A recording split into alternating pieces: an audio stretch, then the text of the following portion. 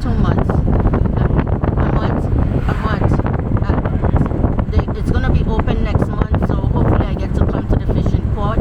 This is where most people come to get their fish to sell in the market and to sell because they consume a lot of fish. As you can see, the nets. So the fishermen are taking the time to repair their boats and their net while the sea is closed.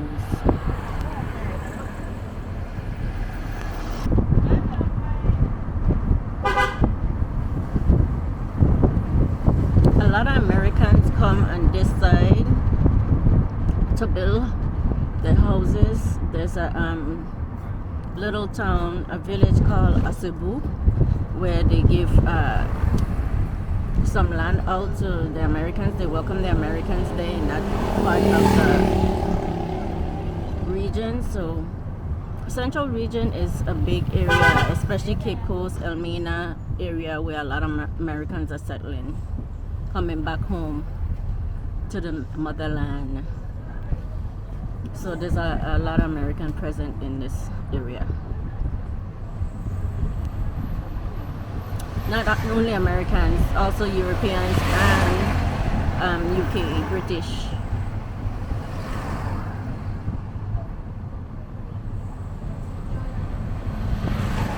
The diasporans that come back, the expat, whatever you want to call them, repat, they're repatriating back to the motherland.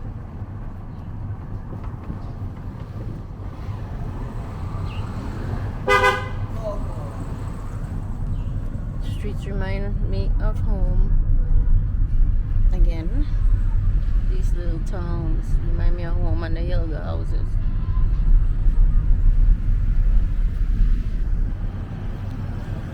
Another fishing city, so you'll see a lot of net repairs going on.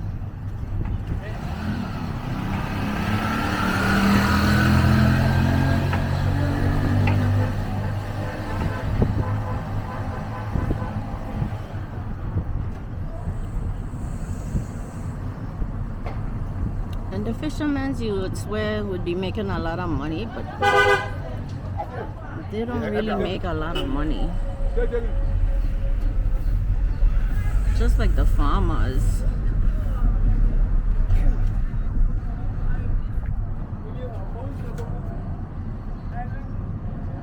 And their boats are made from big trees. They carve them out. It's very interesting to see. I'm gonna see if I could get someone to let me film them when I visit the fishing port.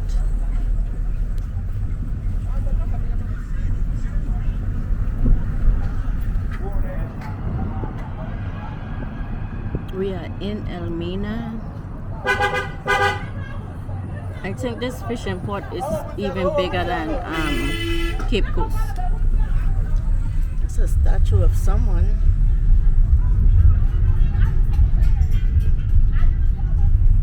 There's the castle. There's the castle.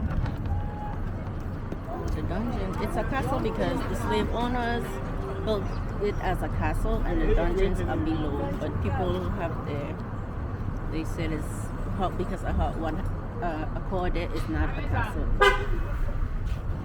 But it was built as a castle because they were the masters on top and the slaves were on the bottom. And that's what usually happens in a castle. Oh, the fort is on top of the hill. Up there. Yes.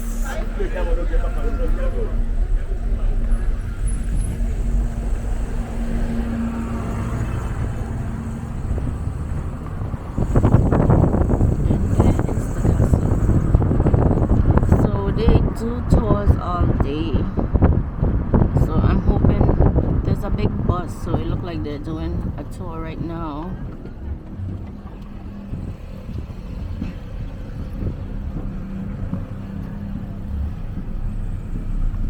So as you could see, some of the boats and stuff on the side, some of the fishing boats. but the sea is closed.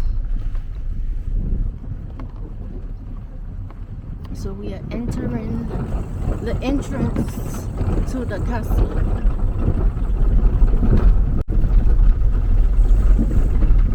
I think it was Cape Coast or Elmina that our Vice President Kamala Harris visited recently, a couple months ago. I think she probably visited both, and she even cried on her tour. Hey, actually, name another time. You are welcome. Thank you. My name is Kobina. And you? I'm Abena. Abena. Abena. Bro? Yes, I'm a Tuesday born. My brother, I say what's up? I day. I good. Your coffee? Yeah, coffee born on Friday born. Thank you guys. So I'm finally here at Elmina Castle, the very historical site here in Ghana. Elmina, Ghana. So we are going to do a tour. Hopefully I don't cry. They said everybody that come here cry. So stay tuned. I hope they let me film. The clothes and the chains you see here are not the original chains and coats. In July 2015, 48 Africans came here for reenactment. They spent one night in here, so they were just using the cloth to cover themselves, the chain to chain themselves, and using this thing as source of light. They were using this as source of light. Those who feel like urinating just did everything on themselves for reenactment. And at the end of the program, many couldn't contain it. They have to even call ambulance to just come and pick some of them up. Just one night in here, but our ancestors were here for 2 to 3 months and without any medication. You can't even imagine the pain, the agony that they went through over here. But all that we say with their souls, rest in peace. And they recorded it. So they just recorded the whole history over here, the Cape Coast Castle, and where our ancestors had their last bath before they brought them here. So it's about 2 to 3 hours video play. It's just like on a pen drive.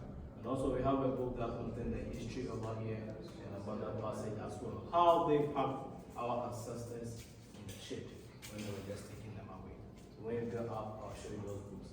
And this is the original metal, over 500 years metal that we used to seal the windows over here. But now we have just changed it to wooden. So these are all wood. And this is the original ones. Over 500 years metal.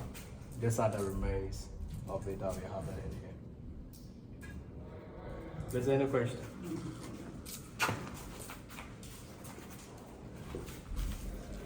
Ask question.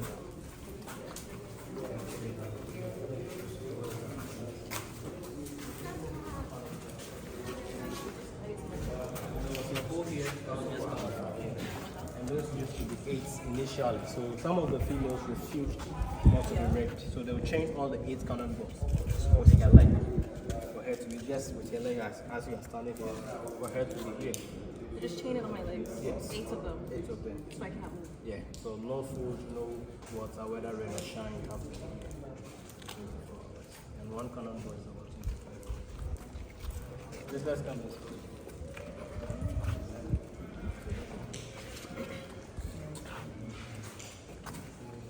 All right, so when the ship arrived for our ancestors to live, some of the females got pregnant. And at that time, the Europeans were just having a brick house. It was stone house at the Elmina town. So those females were just taken to the town for them to give birth. And we call those children mulattoes. So that's the mixture of the black light skin color. When they were 3 to 4 years, they just took them from their mothers, brought them here and educated them. So that is when the formal education started here in Ghana. Some became soldiers over here, some became missionaries, and the rest traveled back to Europe.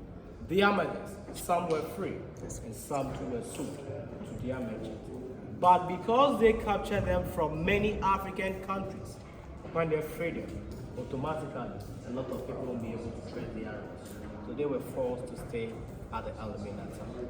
When the Dutch took over here, many people didn't want it to have any affair with the females in here. So they just went out of this castle, legally get married to the locals at the town.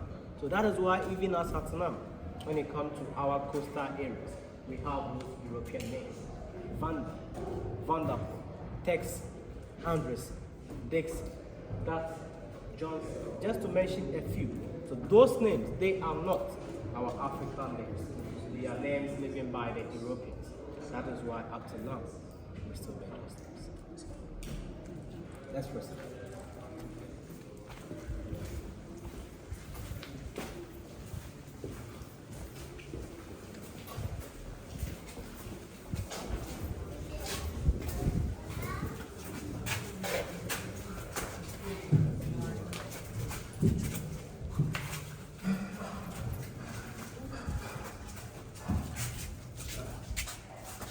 All right, so we have a passage here, and this passage is for the females. When the ship arrives, all the surviving females will be using this passage. The men will then use the other side. Can you say that again, please? Sorry? Can you repeat yourself, please? All right, so this passage is for the females. So when the ship arrives, all the surviving females will be using this passage. The men will use the other side to just get into the room we call the room of no return. So that is where they are not going to get back to Africa. They just took them to the new.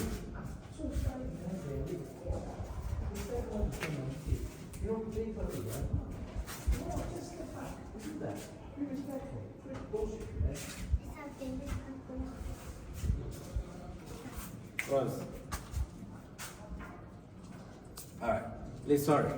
So they were just using this passage. Initially, these iron bars over here were not there, but we are just using it to prevent an accident. And also there used to be a wooden steps. It has been changed to a drainage. Whenever it rains, it can get access to go. But our ancestors were put in a chain to each other, 8, 10. They would just be in a row, weak at that time. So imagine if they are descending and one fall, it's just going to put the rest. So now we are just going to use the other side to see the room we call the room of no return. So please, let's use the other side.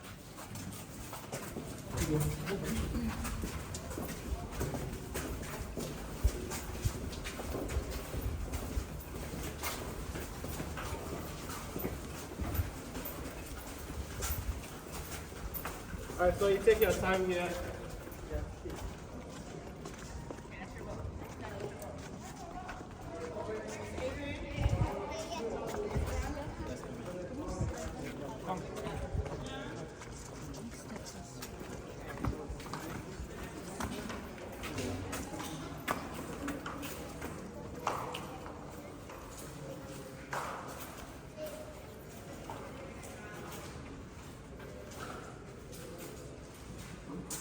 Alright, so this is one of the male dungeons, and about 150 men were kept here. This is not the original floor. The original floor was just a brick floor. They created the 2 holes over here to serve as source of ventilation. But sometimes, whenever it rains heavily, here became flooded. And so they have to be in the water till the ship arrives before they go. And when the ship arrives, all those men in those dungeons will then come and use this passage to just get into the room we call the room of no return. But they are not going to get back to Africa. They just took them to the new world. But before all the men who live here, all the men were branded. They branded the men. They have a metal. The metal will just have abbreviation names of their merchants. So that metal will be put in a fire when it gets hot. Though we used to stamp their chest, some their back as identification. Unfortunately, a lot of people got shot and died. They were just chained with a stone and throw them in the sea. But the female, they were not branded. They were just putting a name tag on their name as identification to know that this captain for this merchant or the other merchant. And our ancestors were just having a multiple branding on them because when they had their transit point at Asimilonso, they got branded. When they are living here, they got branded. And even in the plantation, so you could imagine the number of Africans that died out of ship. So the room that we are having over there, that is the branding room. Please, you can have a look at the branding room before we see the room.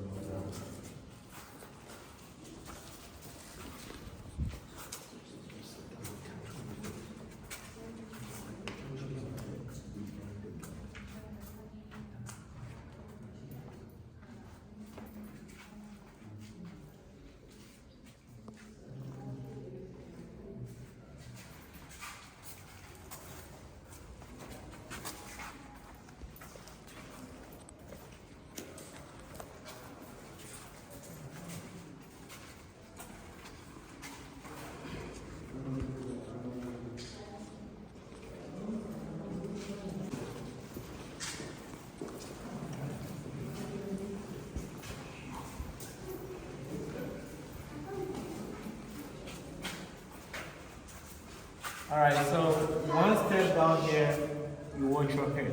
One step down, you watch your head. You can on your torch or flashlight. And there's a second door over there. So that second door, before you enter, you bow down, you count 1, 2, 3 steps before you raise your head. Let's go. One step down, you watch your head.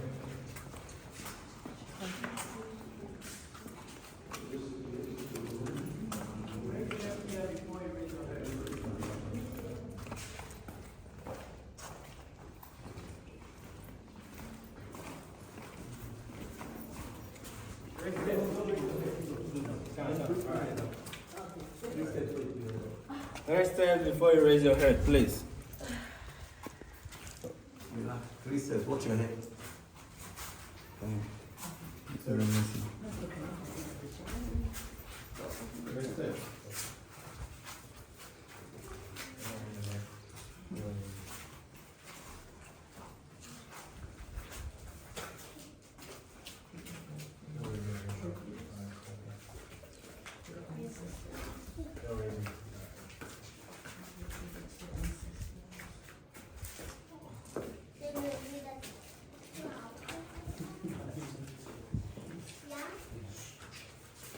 Alright, so this is what we call the room of no return. So this place just became a passage for our ancestors and they never returned to Africa. And this room became the first meeting point for our ancestors because some of the captives that they captured, some they were husbands and wives, some families. But when they came here, they were not allowed to see each other for 2 to 3 months. And this room is where the innocent, the strong African men and women were just broken down, crying bitterly. Some even used their chains to kill themselves, jump overboard. Prefer they died in here because they were suffering and they don't know where they were going. So they just end it here. So over here, we pour libation in here. So that is why at your back we have a lot of Chanel bottles and the water bottles over there. Sometimes you see some coins in here. We also use this to pray over here. And the weeds that you see here too was also brought by people, visitors, and the memory of our ancestors. Initially, the sea was touching the castle, but now it has seceded. So when the ships arrive, the ship will then be a meters away. Bring smaller boats right here, and also steps. They will descend to the small boats, and the small boats will just convey them to the big ship. And in that ship, they park them so tight, just lying down like a dead bodies and doing everything on themselves for 6 or 8 weeks till they get to their destination. It has been estimated about 1.5 to 2 million people were just out of here, but only 1/3 of it just survived. So imagine if there are 5, about 2 or 3 may survive to the new world. So you could just imagine the number of Africans that died in here and the Motor Passage. Just only this castle. What about the other castle? And they took them to Caribbean, Europe, American, just to work in their country, work without resting. Our ancestors used this passage and they never returned, but today their descendants are now finding their roots. So that is why over here we call it Sankofa. And Sankofa means let's get back to our roots. When the Portuguese came, their motive was to trade and to spread Christianity. So when they were trading in goods, the gate was from this side to this side, large as this. Earlier 16th century, when their attention shifted from trading in goods to human slavery, they narrowed this gate. And they have 2 reasons why they narrowed this gate. One is in order to control our ancestors and easy to count them. And the second one is they never classify Africans as humans. So that is why when we are coming, the gates keep on minimizing. And it doesn't mean they didn't capture the tall or the fat people. They captured them. But because they were here for 2 to 3 months, fed them twice, sometimes just once, just something small, just to keep them alive. So automatically they reduce weight. If not, they have to follow them to live because they are not going to leave anyone behind. And the question is, if you said you need profits, why would you allow some people they just go all this through trauma. And through my research, I've got to know that the South African people were strong. So they have to do everything just to kill their spirit or try to suppress them so that they don't have a chance to fight back. So that is why even here, they fed them twice. Sometimes just once, just something small, just to keep them alive so that they don't have the strength to just fight back. So that is why they allow our ancestors to go on through this. This is what we call the room of no return. If there was our mouth, they would have even spoken better than me. But unfortunately, so here is the room of no return. Please, any question? So I know like in Badagry, in Lagos, there was a well, the attenuation well, that had some kind of concussion, and once you drink it, you know, the people that were aggressive, the slaves that were aggressive would then be subdued. And then in Benin Republic, there was that tree where they go around 7 times and the men go around 9 times, and then they would be subdued to rid them of their identity. So was there anything here? Here, unless Asin Mansu slave river, that thing also happened. Similar one happened at the Asin Mansu where they had their last bath over there. Yeah, similar one. And we have a Piccolo market, slave market. It's also in the northern part of Ghana here. That similar thing also happened over there. So was the bath to what, rid them of their identity, or what was that? The bath? Yeah. Not their identities, like just to look like nice so that their merchants will be able to purchase it.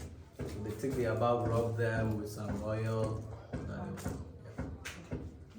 I have one. So at the point where slavery was at its height, what role does the religion play? Like The religion? yeah, so for instance, they come here as missionaries and with Yes. Christianity. So when they're doing this, is there any kind of religious input from them?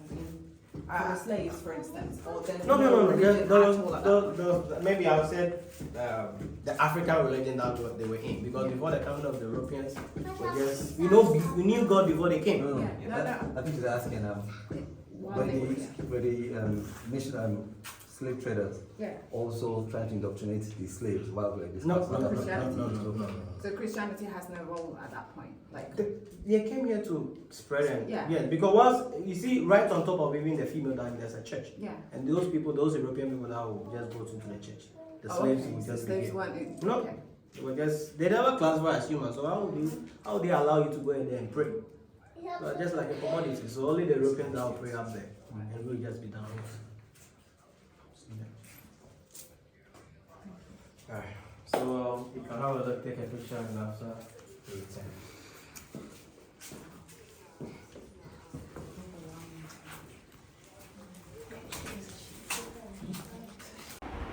Please stay tuned for the second part and subscribe to my channel.